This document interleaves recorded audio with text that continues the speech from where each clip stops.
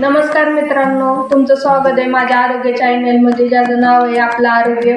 तर मित्रांनो, थंडीचे दिवस पडलेले, तुम्ही काळजी घ्या मित्रांनो. आणि या थंडीच्या दिवसामध्ये डोकं दुखणे खूप नॉर्मल गोष्ट आहे, कारण की गारठ्याने आपले कान भरले जातात, त्याच्यामुळे डोकं दुखू शकतं मित्रांनो. त्याच्यामुळे आज मी तुम्हाला सांगणार आहे की डोकं दुखल्यानंतर काय करायचं.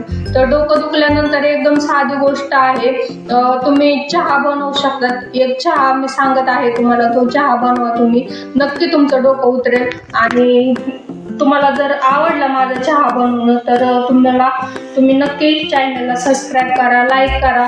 तर मी चहाची कृती सांगते मित्रांनो, बनवून नाही दाखवू शकत आता, पण तुम्हाला चहाची कृती सांगते की काय काय करायचंय. 5-6 ना तुळशीचे पानं घ्यायचे.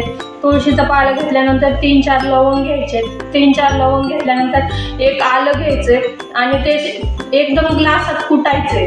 ते तिन्ही पण एक ग्लासामध्ये कुटायचे. आणि नंतर आपण नॉर्मल जो काळा चहा बनवतो, ब्लॅक टी, त्याच्यात तुम्ही ते टाकायचं आहे.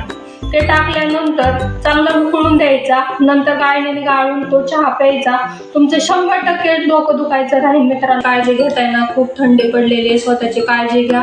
गरम पदार्थ खा, परत स्वेटर हे व्यवस्थित घाला मित्रांनो. जर आज मी सांगणार आहे, जर तुमच्या टाचा दुखत असेल तर तुम्ही काय करायचं, काय उपाय आहे त्याच्यावरती. तर साधन सोपा उपाय आहे.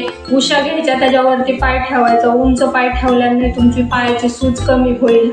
सूज कमी झाल्यानंतर तुमच्या वेदनाही कमी होतील. दुसरा उपाय म्हणजे मित्रांनो, कोमट पाणी घ्यायचं, त्याच्यात मीठ टाकायचे. मीठ टाकून पाणी व्यवस्थित शेकायचं आहे, त्याच्यामध्ये पाय ठेवायचा. 20 ते 15 मिनिटं तुम्ही त्याच्यात पाय ठेवू शकता मित्रांनो. जर अजून तुम्हाला ही घरगुती उपाय पाहिजे असेल तर माझ्या चॅनलला सबस्क्राईब करा, लाईक करा आणि व्हिडिओला नक्की सबस्क्राईब करा मित्रांनो.